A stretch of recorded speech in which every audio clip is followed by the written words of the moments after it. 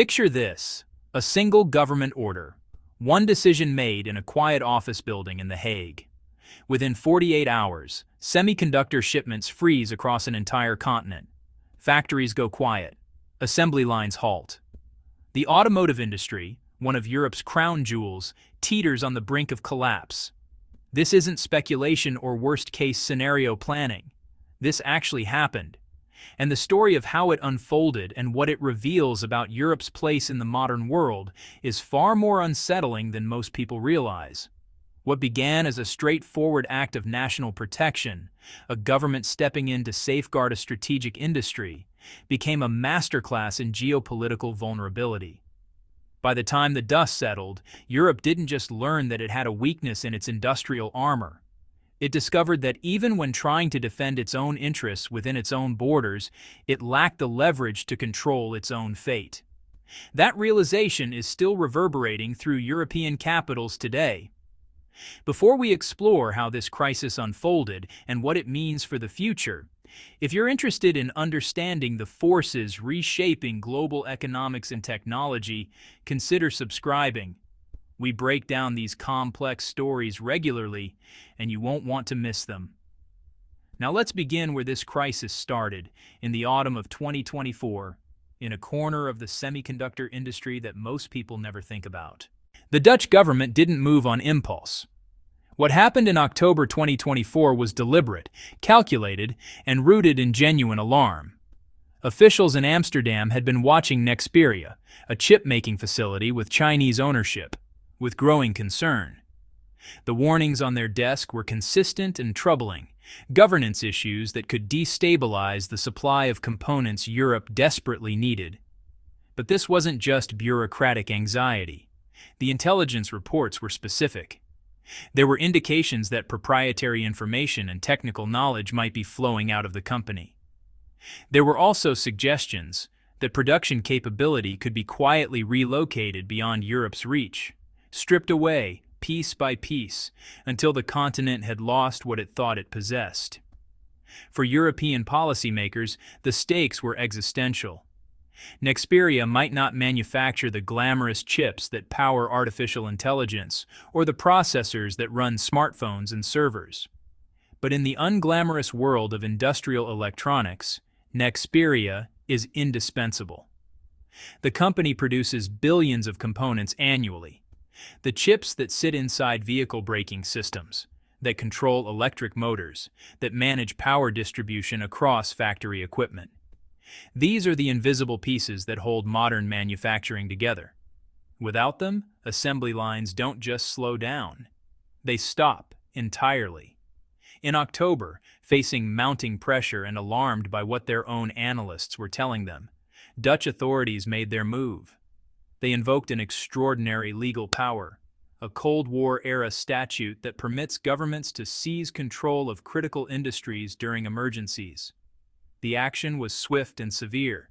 Within days, Zhang Xuan, the chief executive appointed by Nexperia's Chinese parent company, was removed from his position.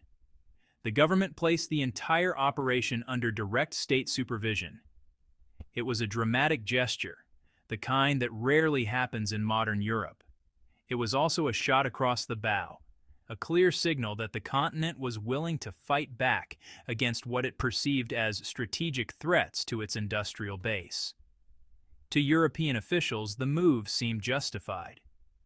To the rest of the world, it looked like something else entirely. The opening gambit in a collision between Beijing's commercial interests and Brussels' protective instincts. What happened next would determine which interpretation was correct. Beijing didn't respond with careful diplomacy or measured negotiations. The Chinese government's reaction was immediate and punishing.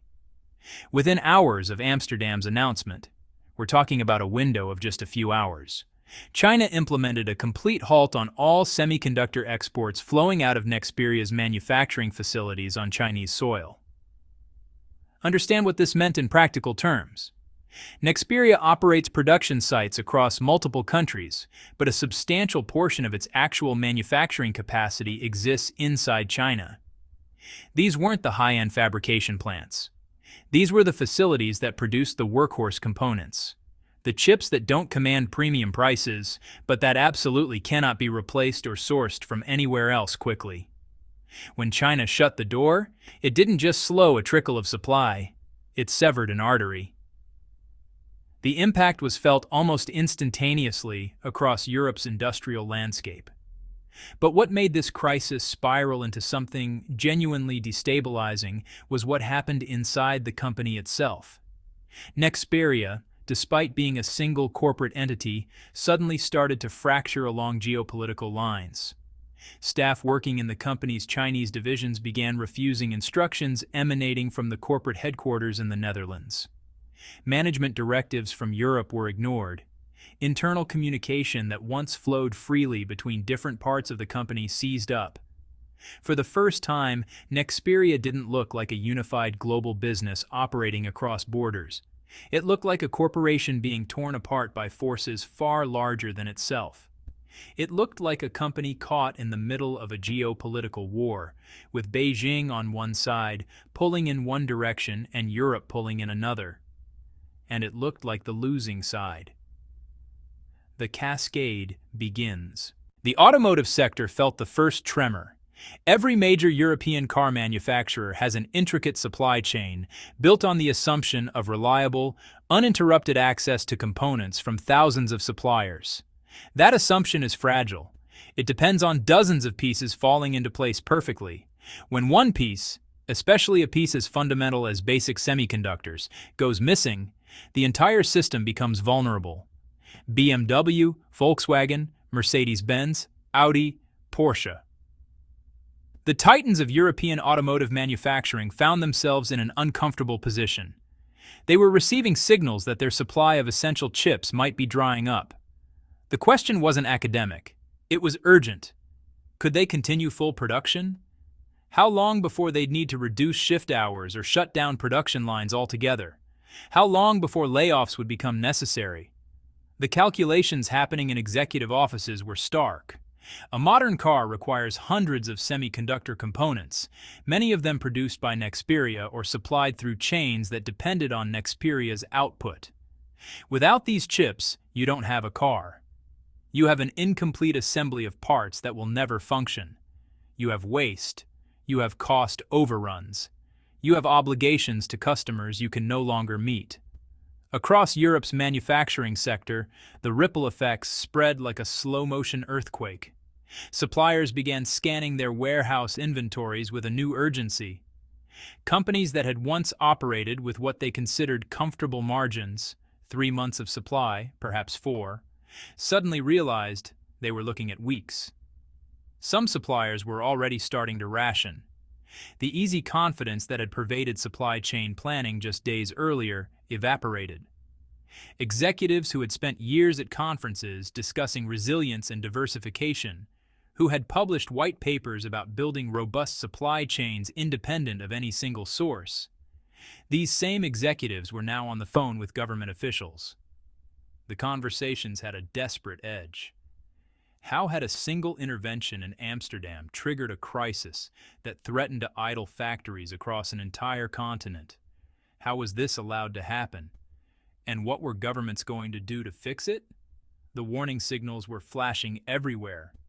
Europe's industrial system, the foundation of the continent's economic power, suddenly felt fragile in a way that was impossible to ignore. While European officials were deep in crisis management, coordinating between the Dutch government, the European Commission in Brussels, and anxious manufacturers, something unexpected was happening behind the scenes.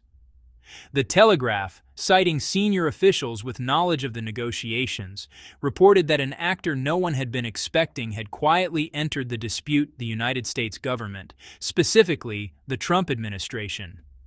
According to the reporting, senior American officials were making their own calls directly to Beijing. The message was straightforward: ease up on the export restrictions. Allow the chips to flow again. The current situation is destabilizing global supply chains, and it's not in anyone's interest, including China's, for this crisis to escalate further. The reaction from Beijing was telling. After weeks of maintaining a firm stance, refusing to budge, insisting that the Dutch intervention had created the crisis and that pressure would need to come from Europe itself, Chinese authorities suddenly signaled a shift. They indicated a willingness to ease the export restrictions. The flow of components could resume. The crisis, it seemed, could be contained. The timing was too precise to ignore. The shift in Beijing's position arrived only after Washington had made its voice heard. For European leaders, the message was impossible to miss, and it landed with an uncomfortable thud. The crisis that their own diplomats had been unable to resolve, the crisis centered on a company located within the European Union, on European soil, subject to European law, had required intervention from outside the continent to find a solution. That realization sparked difficult conversations in European capitals. It forced a reckoning with a hard truth when it came to disputes involving technologies and China's strategic interests. Europe's own leverage was surprisingly limited. Even with all the talk of European sovereignty and strategic autonomy, when push came to shove, the diplomatic weight that actually moved Beijing came from the United States. The implications were stark and demoralizing. The calculus of retreat. With component shipments preparing to resume and with pressure from Europe's automotive manufacturers reaching a crescendo, the Dutch government faced a choice. Maintain the intervention. Hold the line. Assert that the governance concerns were real, that the security risks were legitimate, that surrender would be a capitulation to pressure tactics, or recognize that the cost of holding firm had become unsustainable, and that continuing the standoff would cause more damage than retreat. Economic calculations have a way of clarifying political decisions. The longer the export ban persisted, the closer Europe moved to real industrial shutdowns. The longer factories remained uncertain about their supply of components, the more damaging the cascading effects would become. Automakers would begin laying off workers. Other manufacturers dependent on cars and related industries would face disruptions. A localized crisis could metastasize into something far broader and more destructive. The Dutch economic minister, Vincent Karamanz, stepped forward with an announcement that signaled the end of the standoff. The Netherlands, he declared, would suspend the emergency order that had been issued under the Goods Availability Act. The extraordinary state intervention, the seizure of control, the removal of the Chinese-appointed CEO, the government takeover of operations would be lifted. In practice, this meant one thing. Control of Nexperia would revert to its Chinese parent company. The Dutch government, in its official statements, tried to frame this retreat as a positive development. They praised what they described as goodwill gestures from Beijing, steps taken to ensure that component deliveries to Europe would be restored. They spoke the language of cooperation and mutual benefit. The focus, they suggested, should be on the return of stability to global supply chains and the resumption of normal business operations. Beijing seized this opening and reframed the entire narrative. A spokesperson for Wingtech, Nexperia's parent company, didn't celebrate. Instead, the company issued a statement that inverted the entire argument. The Dutch intervention itself, the company claimed, had been the threat to Europe's economic security. By seizing control of a functioning company, by disrupting normal operations, Amsterdam had created the very crisis it claimed to be preventing. The allegations of mismanagement, never substantiated. The concerns about governance, overblown. The suggestion that the company posed a security threat, unsupported by evidence. In Beijing's telling, the villain of this story was the Dutch government, overreaching in its protectiveness, destabilizing a healthy business, and creating chaos in the process. For Dutch officials, the public relations angle was secondary to the practical imperative: end the crisis before the economic damage became permanent. From their perspective, they had tried to protect European interests. They had used the tools available to them. But the cost of maintaining that position had become prohibitive. Sometimes leadership meant knowing when to step back. The Nexperia crisis resolved, at least in its immediate form. Chip shipments resumed. Factories that had been preparing for reduced operations stood down. The automotive industry exhaled. The crisis that had seemed just weeks earlier like it might trigger a genuine industrial collapse was contained. In the aftermath, though, something uncomfortable remained: the recognition of how easily the entire system could be disrupted, and how little Europe could actually do to stop it. This wasn't a story about one company or one intervention. It was a story about Europe's underlying structural vulnerabilities in the technologies that now define economic and geopolitical power. The crisis had functioned as a kind of stress test, a simulation of what happens when critical supply chains get disrupted, and the results of that test suggested something Europe's leaders had been reluctant to acknowledge directly. The continent is increasingly dependent on technologies and supply chains it doesn't control, can't easily replace, and has limited ability to defend. Germany's finance minister, in the weeks following the crisis, articulated what had become obvious to anyone paying attention. Europe cannot afford to be on the losing end of global competition with China, particularly in domains that will shape the next generation of economic power: advanced manufacturing, electric vehicles, semiconductors. The warning was blunt because the situation demanded bluntness. This anxiety running through European capitals wasn't new. It had been building for years. But the Nexperia crisis gave it concrete form. It took the abstract worry about Europe falling behind and made it visceral, showed how quickly and easily disruption could cascade through the entire industrial system. For a long time, years actually, European leaders had spoken about sovereignty and strategic autonomy. The language was aspirational. Europe would build independent capabilities. Europe would reduce its reliance on supply chains it couldn't control. Europe would develop its own technological base in the sectors that mattered. These weren't just goals. They were framed as imperatives for survival in a multipolar, technologically fractured world. But between the rhetoric and the reality lay a growing gulf.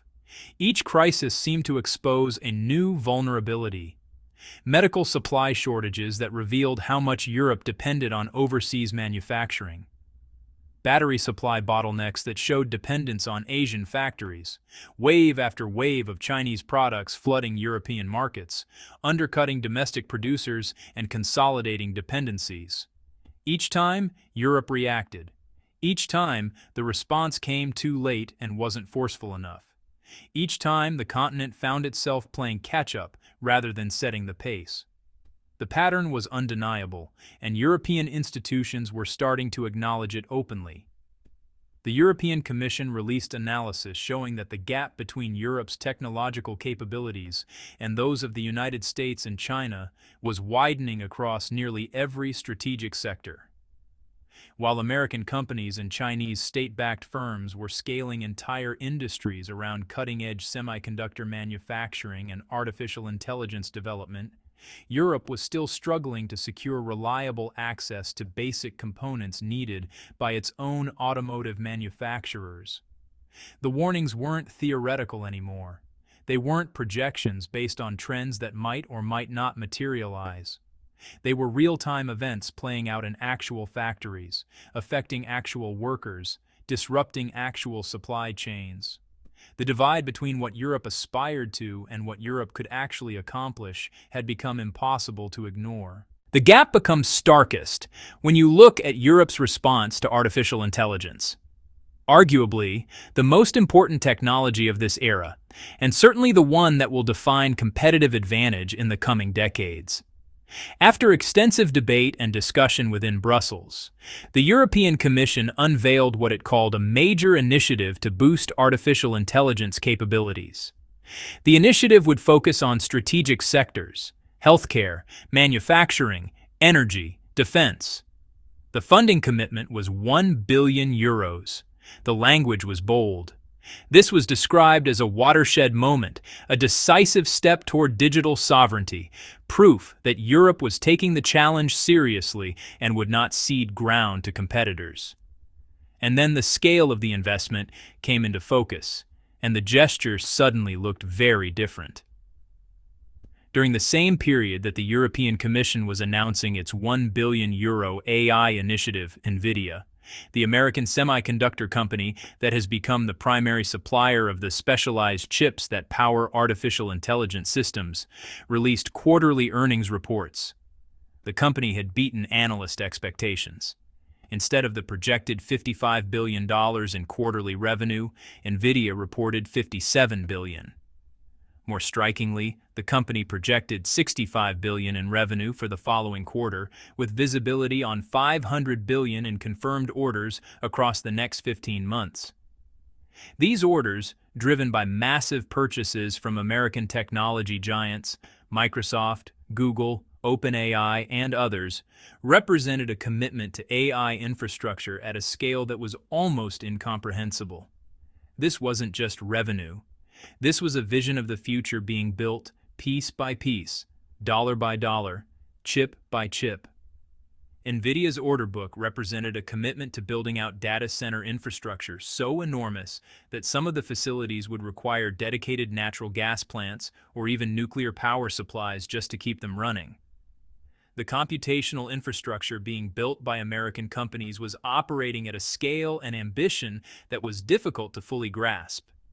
Meanwhile, in China, state-backed firms were engaging in their own massive investments. The scale was equally overwhelming. The focus was similar: AI infrastructure, cloud computing platforms to support domestic technology companies, and initiatives designed to accelerate China's national AI capabilities and reduce dependence on American technology. Against this backdrop, the European Commission's €1 billion package looked less like a bold initiative and more like a symbolic gesture. It looked like Europe acknowledging the scale of the competition and simultaneously admitting that it lacked the resources to compete on anywhere near an equal footing. The investment was meaningful in absolute terms. €1 billion is real money. But relative to the scale of what was being undertaken in the United States and China, it represented a drop in an increasingly vast ocean. And to make matters worse, Europe was actually delaying critical parts of its own regulatory framework for artificial intelligence until 2027. The AI Act, intended to establish guardrails and governance standards around AI development, had been pushed back after pressure from big technology companies. The concern was that strict regulations might slow innovation at precisely the moment when Europe was trying to accelerate its technological development and not fall further behind. So the continent chose to loosen its oversight and hope that speed of adoption could compensate for a structural disadvantage. It was an uncomfortable position, unable to invest at the scale of competitors, delaying its own regulatory frameworks to try to keep pace with development happening elsewhere, and still falling further behind with each quarter that passed. The Nexperia standoff ended. Chips resumed flowing. Factories avoided shutdown. In one sense, the crisis was resolved. But in another sense, it never really ended at all. It simply shifted, transformed from an acute emergency into a chronic awareness of vulnerability that will persist.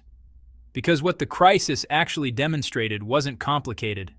A single supplier of relatively low-value components, not the cutting-edge processors that make headlines, not the artificial intelligence accelerators that dominate tech news cycles, just basic semiconductors used in ordinary industrial equipment, was enough to threaten an industrial emergency across an entire continent. An export ban lasting just a few weeks nearly paralyzed car production from one end of Europe to the other. When the Dutch government tried to assert what should have been straightforward legal authority within its own borders, when it attempted to protect what was technically a company operating on European soil and subject to European law, the consequences were immediate and brutal. Supply chains broke, factories faced shutdown. The economic damage began to compound, and the only way out required a third party, a foreign government, to step in and negotiate on Europe's behalf. The underlying message was impossible to misinterpret. Europe's margin for error has become dangerously small. While the United States and China continue to pour hundreds of billions annually into advanced technologies, reshaping entire industries, building unprecedented infrastructure, and consolidating advantages that compound over time, Europe is still struggling to protect reliable access to components that cost just a few dollars per unit. The ambitious rhetoric about technological sovereignty rings increasingly hollow against the reality of structural dependence. If the Nexperia crisis, a crisis triggered by the disruption of a single supplier of non-cutting-edge components, nearly broke Europe's industrial system, what happens when the next crisis emerges? And there will be a next crisis.